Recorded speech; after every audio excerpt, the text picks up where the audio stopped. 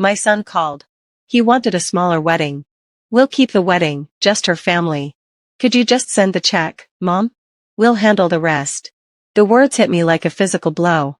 I had already written a $25,000 deposit for a magnificent venue, believing it would unite both our families. I froze all wedding activities. But when I learned I was being erased from the guest list, I froze every vendor contract. Without me, there would be no wedding. Before we go on, don't forget to like and subscribe.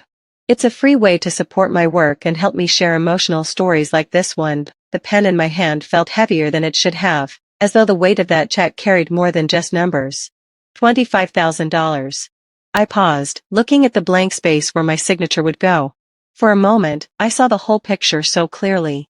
Savannah in the spring, magnolias in bloom, Spanish moss swaying from the oaks, the Greystone Manor's graceful white columns, a garden filled with lanterns, and laughter spilling out from polished wooden floors. My son, Ethan, standing at the altar, proud and smiling, with his bride beside him. And most of all, my family, 30 strong, filling the room with their warmth and noise. It was not just a payment, it was a promise, a mother's blessing written in ink.as I signed my name. The old ache of widowhood stirred. For 20 years, I had lived without Thomas. I had raised Ethan alone, with only faith and determination as companions. Every success of his, I had claimed like a metal pin to my chest. And now, to see him settled, to see him married in style, it felt like a reward, not just for him, but for me, for all of us, the Millers. I placed the check neatly into the envelope, smoothing it with a hand that trembled not from weakness, but from joy. This, I whispered to myself, is what family is for. The phone rang just then, slicing through the quiet hum of the house. Ethan's name glowed on the screen. My heart lifted. I expected excitement.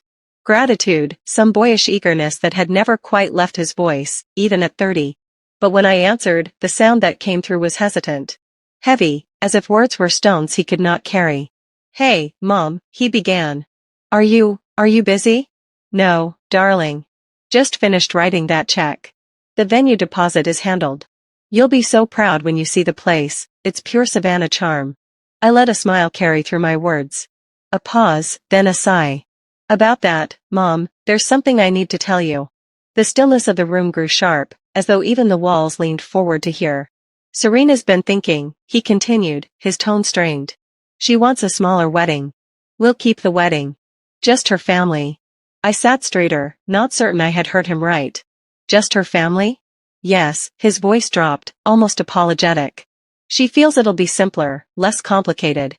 Could you just send the check, Mom? We'll handle the rest. The silence that followed was not empty. It was filled with the sound of something breaking inside me. Send the check. My hand tightened around the receiver. My family, my sisters who had rocked Ethan in their arms, my cousins who had traveled across states for birthdays and graduations, the church ladies who had prayed for him when he was sick, discarded like unwanted guests. 30 lives erased with a single decision. I swallowed hard, fighting the sting behind my eyes. Ethan, I said, steady though my voice trembled beneath. Are you saying your entire family is not invited to your wedding? He hesitated. It's not like that. Serena just wants it her way. You understand, right? It's her big day. Her big day. The words landed like an insult. Was marriage not supposed to be about two families joining? About roots and branches weaving into one? My southern pride bristled. We Millers might not have the Sterling's wealth, but we had something more enduring, heritage, loyalty, dignity. I did not argue, not then. The silence stretched. Until Ethan mumbled an excuse and ended the call. I placed the phone down gently, as if roughness might shatter me further. Then I looked again at the check, my signature glowing dark against the cream paper. My hand shook, but this time it was not joy that made it tremble. Something was not right. And though the betrayal cut deep, the part of me that had weathered loss and hardship stirred awake. I pressed the envelope flat against the table. In that quiet Savannah evening, I knew this was only the beginning. The air in downtown Savannah always feels different, salt from the harbor mixing with the scent of magnolia blossoms, history lingering in every brick. I walked into the wedding planner's office that morning with my shoulders squared, my dress pressed neat, and my pearls resting just so. If Serena and her people thought they could treat me like an afterthought, they would at least do it while looking me in the eye. Anya Monroe's office was a vision of modern chic, soft whites, gleaming brass accents, a polished oak table scattered with fabric swatches and flower catalogs. It should have felt inviting. Instead, I noticed immediately the coolness in the air, as if I had walked into a room already rehearsed to keep me at a distance. Serena sat there first, flipping through a glossy binder. Her blonde hair fell into perfect waves, a diamond glittering on her hand as though it were already an award she had won. Next to her, Brenda, her mother, leaned back with a poise that only old money could afford. She had the look of someone who measured others, like one does fabric, deciding quickly which piece was worth keeping and which was not. Mrs. Miller, Serena greeted without warmth, her eyes flicking up only briefly before returning to the binder. "So glad you could make it." "Please," I said, taking my seat with deliberate grace. "Call me Patricia." I smiled the way Southern women do when every nerve in their body is tightening. Anya began talking about the venue. About color palettes and menu choices, her voice carrying the easy rhythm of a professional who had mediated many quarrels. But soon enough, the conversation shifted, as I knew it would, to the guest list. "I thought," I said, laying my hands flat on the table, "that since the Greystone Manor is such a beautiful, large venue, we could make this a true family celebration. My sisters, my cousins, our church community, about 30 or so on my side. That way both families are represented." Serena's binder snapped shut with a sharp sound. She looked at me squarely now, a hint of steel in her young face. "Actually, Patricia, we've decided it'll be just my family. My parents are covering the caterer, the music, the decorations. So, it's really our call." Brenda tilted her chin slightly, her lips curving into that polished smirk that said more than words could. "Serena is right. It will be a tasteful, intimate event. Simplicity is elegance, don't you agree?" I felt my cheeks grow hot, though I did not let the heat rise to my voice. Inside, humiliation churned, but outwardly I poured sugar. "Elegance, dear, is when everyone feels welcome. That has always been my understanding." Serena's smile was sharp. "Well, this time it's our understanding that matters." For a moment, silence pressed against the walls. Anya shuffled her papers nervously, as though she wished herself anywhere else. I looked from daughter to mother, and what I saw was not two women planning a wedding but two generals plotting a campaign, and I was their enemy to be outflanked. I swallowed the bitterness because Southern women do not storm or rage. We wait, we calculate, and then we act. That was when Anya, perhaps trying to change the subject, casually added, "Of course, Mrs. Miller, since you paid the deposit, the contract is actually in your name. Nothing can be finalized without your approval." The words slipped out like an afterthought, but they landed in my ears like thunder.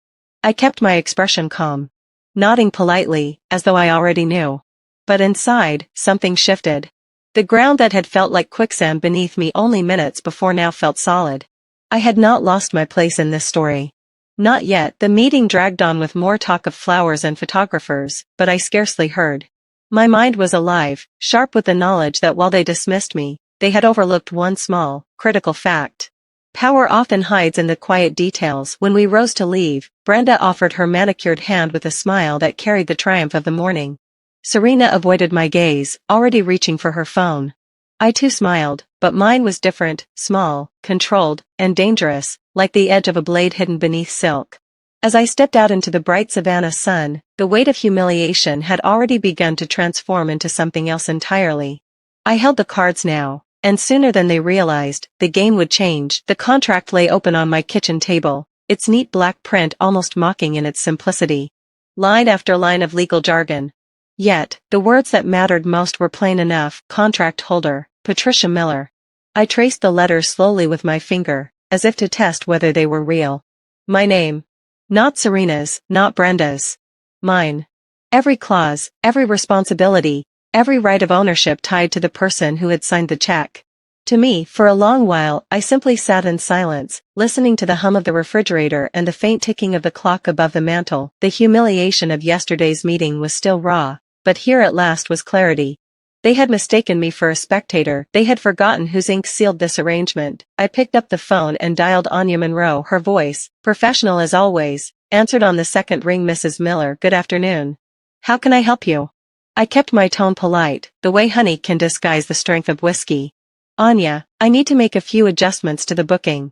For now, please freeze all vendor contracts, caterer, florist, invitations. Nothing more moves forward until I say so."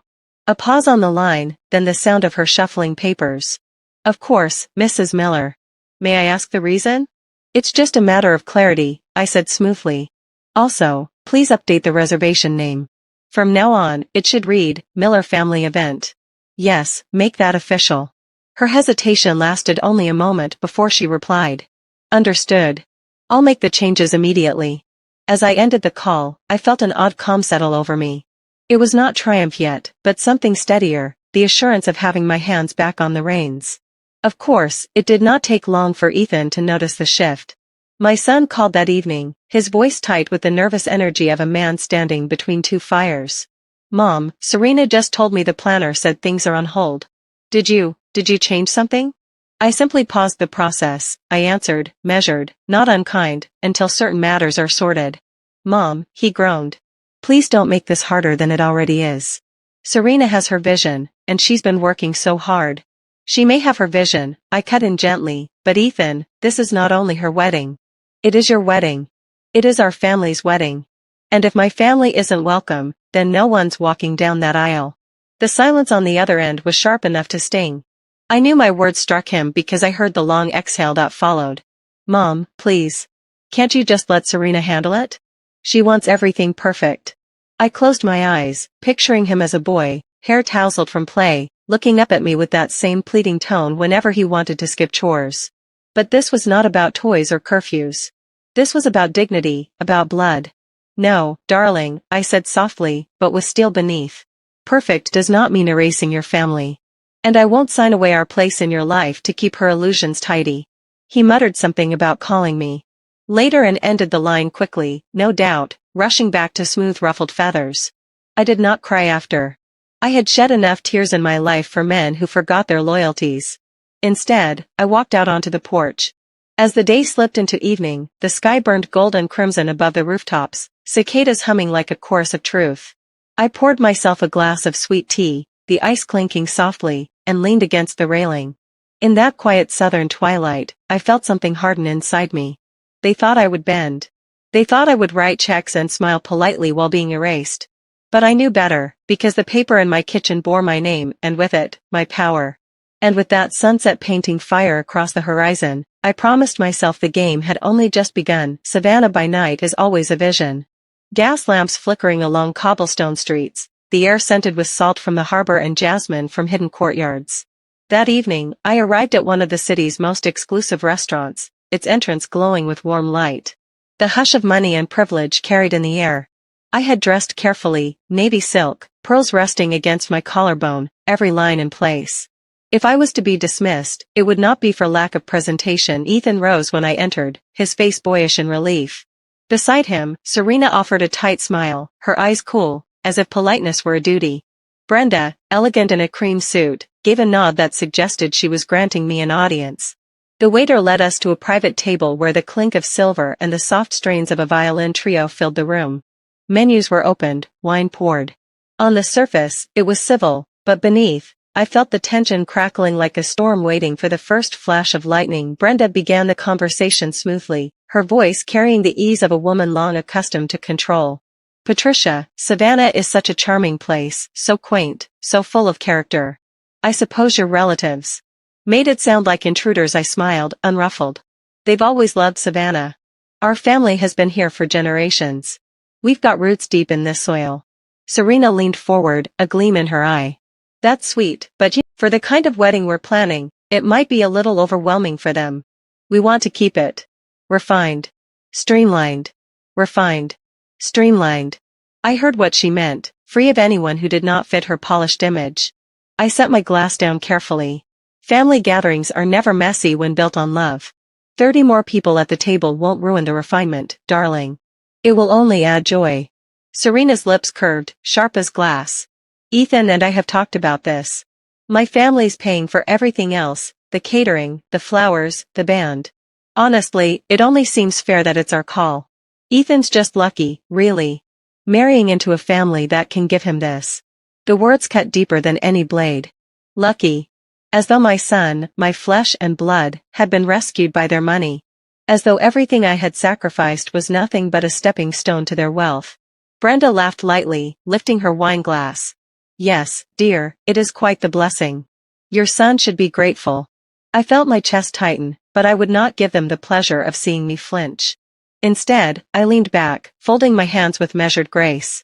Gratitude is a fine virtue, but I taught my son that gratitude should always be balanced with respect. Both families deserve that. For a moment, silence hung heavy. Then Serena glanced at Ethan, her expression expectant, almost daring. My son shifted, his fork clinking nervously against the plate. Mom, he said, voice low, pleading. Please don't make this harder. Serena's right. They're doing so much for us. Maybe we should just let her handle it. The words struck me harder than I was prepared for. In all my years, through all my sacrifices, I had never imagined hearing my son align himself against me so plainly. For a heartbeat, I could not breathe. But I smiled slowly, evenly, like the tide that always returns. Of course, Ethan. You must do what you think best. My voice carried no tremor, though inside something cracked. The dinner went on, courses arriving, laughter shared, though none of it from me. I tasted nothing, heard little, only the echo of his betrayal filling my ears. When the dessert menus arrived, I rose. Forgive me, I said gently. It has been a long day. I'll leave you all to enjoy the evening. I felt their eyes on my back as I walked away, but I did not falter. My dignity was intact, though my heart ached. Out on the street, beneath Savannah's lamplight, I paused. The night air was cool, the scent of jasmine strong, and in that quiet, I felt my resolve harden. They thought they had silenced me, but they had only awakened me. After that dinner, I did not hear from Ethan for a few days. The silence itself was its own message, and I understood it. He was wrestling, torn in two directions, and rather than face me, he withdrew. A son caught between love and loyalty will always choose the quieter path, hoping the storm will pass. But storms do not pass on their own. They grow until they break. I heard from one of his friends that he had gone to a bar downtown, one of those places where young professionals gather after work, polished wood, craft beers, dim lights meant to soften the edges of hard truths. I was not there, but I could imagine it easily, the way he slouched at the counter, shoulders heavy, voice low, as he vented to his friend about how impossible it all felt. And then, as fate would have it, the truth chose that very moment to walk through the door. Serena, surrounded by her bridesmaids, swept into the same bar, laughter trailing behind her like perfume. She did not notice Ethan sitting just a few feet away, hidden in the shadows of his own doubts. Her words carried across the room, careless and bright. It'll be perfect, she said, dripping with satisfaction. Ethan's family won't be there. No embarrassing country bumpkins spoiling the photos.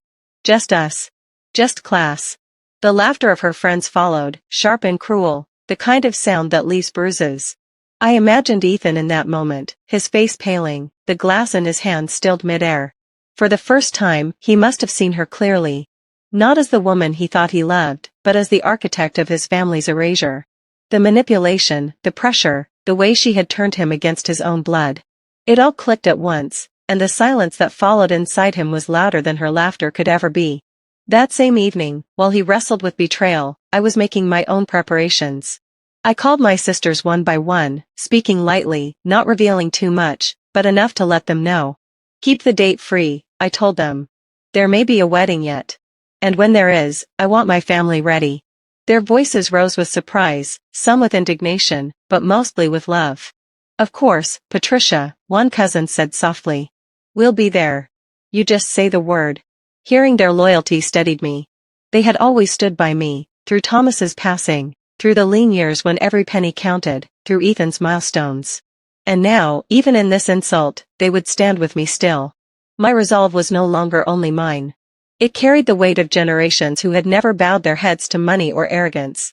I sat at my kitchen table after those calls, pen in hand, making notes, preparing quietly, not with noise, not with anger, but with precision. They thought I would come undone. Instead, I was stitching myself tighter. Meanwhile, Ethan must have left that bar with a heart heavier than when he entered. I can picture him outside, the Savannah night cool around him, the sound of the city muffled by the roar inside his head. He must have pulled out his phone then, staring at my number, thumb hovering, torn between two truths, the woman he thought he loved and the mother who had loved him every day of his life. I did not know it then, but at that exact moment, his silence cracked. A seed of doubt had been planted, watered by Serena's own arrogance. And while he stood frozen under the glow of the street lights, I sat miles away on my porch, sipping sweet tea, knowing deep inside that cracks, once they appear, only spread wider. The game was shifting, and neither he nor she yet understood that the tide was turning. The morning of the meeting, I dressed with deliberate care, cream linen suit, pearl earrings, hair swept into a shiny chignon, not a strand out of place. When one goes to war in Savannah, one does not carry swords. One carries dignity, manners, and an iron will hidden beneath lace. We met again at Anya's office, sunlight pouring through tall windows onto the polished oak table. Serena was already seated, tapping her manicured nails against her phone, her impatience filling the room. Brenda sat beside her, spine stiff, eyes sharp as glass. Ethan stood awkwardly near the window, shoulders hunched as if hoping to disappear. Patricia, Brenda began, her voice cool as steel polished smooth. I hope you've reconsidered. We really must move forward with the planning. Time is short. I smiled gently, setting my handbag down before I took my seat. I've considered, Brenda, and I've come to a very simple conclusion. I folded my hands on the table, steady, unshaking. Without me, there is no venue, no vendors, no wedding. The silence that followed was heavy, the kind that stills even the air. Anya glanced quickly at me, then at Serena, her pen frozen mid-note. Serena's face flushed red, her composure cracking. You can't just. You wouldn't dare. We've planned everything around this. Do you know how many people are expecting invitations? Indeed, I replied softly. And so are my 30-plus relatives. Funny, isn't it? How they were all so easily forgotten. Serena slammed her binder shut. The sound like a gunshot in the quiet room. If you're going to sabotage this, maybe there won't be a wedding at all. Brenda leaned forward, fury simmering beneath her carefully drawn lips. This is ridiculous. My daughter has invested too much to have it ruined by petty demands. We are offering refinement, class, respectability. Respect, I cut in smoothly, is not something purchased, Brenda. It is given freely or not at all. I kept my voice even, never raised, but every word carried weight. Years of Southern gentility had taught me that sharpness need not be loud. Ethan finally spoke then, his voice uncertain at first, but growing firmer with each word. Mom's right. Lauren turned on him, her eyes wide with shock. Ethan. He shook his head, stepping forward. This is supposed to be about two families. Not one. I've let things slide. I've kept quiet. But enough. Mom isn't wrong. If her family isn't included, then this wedding isn't what it's meant to be. For a moment, I saw my son again. Not the boy swayed by flattery, but the man I had raised to value fairness. My heart tightened, pride mingling with pain. Serena's chest rose and fell sharply, her fury barely contained. She looked at her mother, searching for support. But even Brenda's poise seemed unsettled. They both knew the truth. Without me, the grand Greystone Manor would close its doors, and their dream of a society wedding would collapse into nothing but whispers and embarrassment. Finally, Serena exhaled hard, her jaw clenched. Fine. 50/50ths. But only because we don't have time to start over. I inclined my head as though we had reached a civil agreement, though I knew she had surrendered out of necessity, not grace. That will do. But one more thing. Serena's eyes narrowed.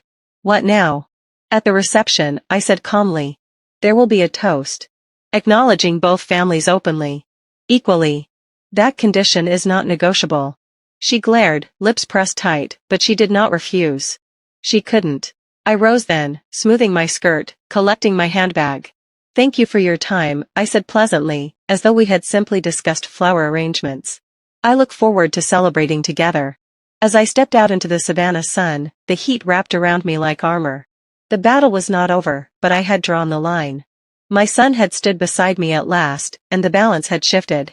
For the first time in weeks, I allowed myself to breathe deeply, the sweet magnolia air filling my lungs. The game was mine to finish, and I intended to finish it well. The Greystone Manor never looked finer. Its tall windows glowed with golden light, lanterns strung across the courtyard, Spanish moss swaying in the evening breeze. Inside, candles flickered on polished tables dressed with crystal and china. The room was filled with chatter, though beneath the surface, the air carried a subtle stiffness. Two families, one polished and proud, the other warm and rooted, sat together under the same roof at last, though not entirely at ease. I walked through the crowd slowly, greeting my relatives, each face filling me with strength. They had come, as I knew they would, 30 voices strong, carrying laughter and affection into a room that had not wanted them.